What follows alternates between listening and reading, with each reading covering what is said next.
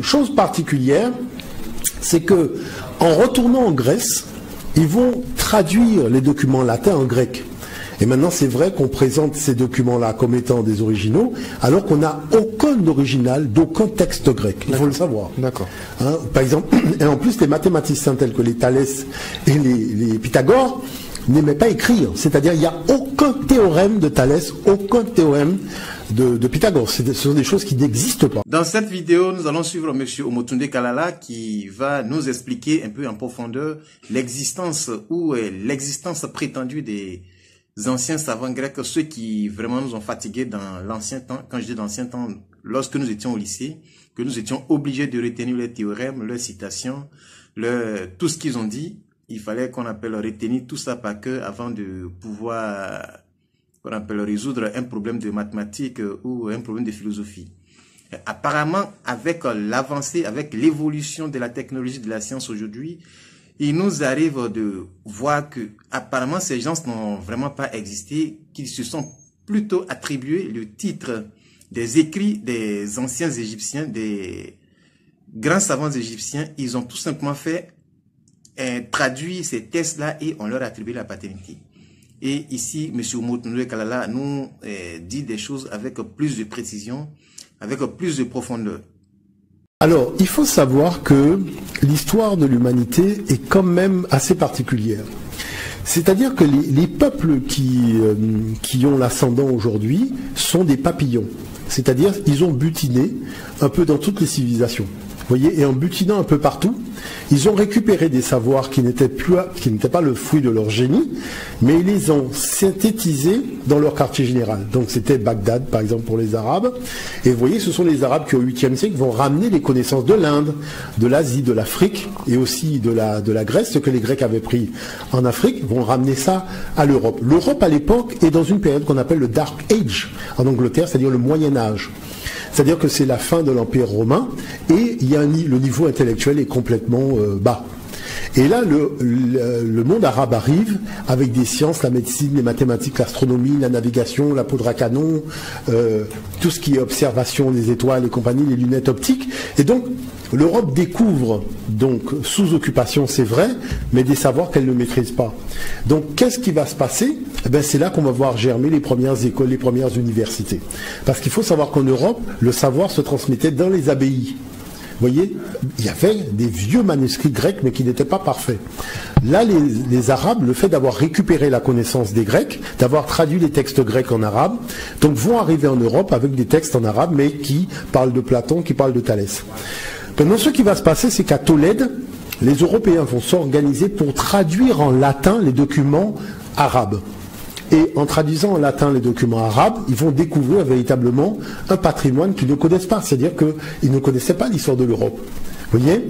Et à partir de là, chacun va repartir dans son pays, et c'est là que va apparaître l'université de Londres, l'université de Paris et compagnie.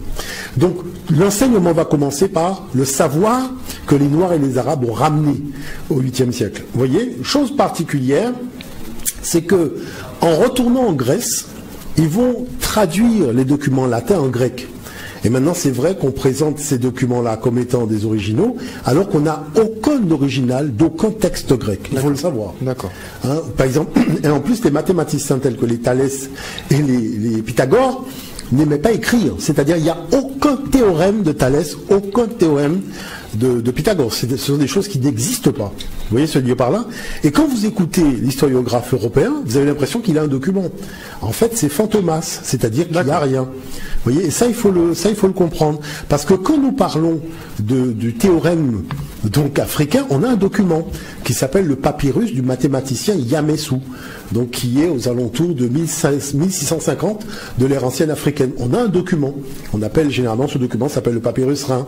Vous voyez, donc qui fait que il y a un décalage entre l'Afrique, par exemple, si je vous parle d'un texte sacré africain, même s'il remonte à 5000 ans, je vous montre l'original.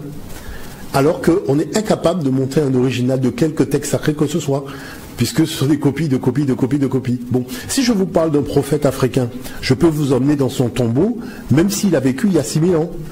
Par contre, vous voyez les autres, on va vous dire oui, mais on ne sait pas trop éventuellement. Donc tout ce qui est de l'ordre en dehors de l'Afrique, c'est du flou artistique d'une façon générale. Tout est de l'ordre du flou artistique. Par contre, en Afrique, tout est précis. On a la date, on a les documents écrits de la main même du prophète, la chaise sur laquelle il s'est assis, le papyrus avec lequel il est écrit. Donc c'est très impressionnant. Vous savez, moi j'ai eu l'occasion de rentrer dans des tombeaux ayant appartenu donc à ces grands sages dont on a copié les textes. C'est que nous sommes des Africains. Ça veut dire que l'homme est né en Afrique.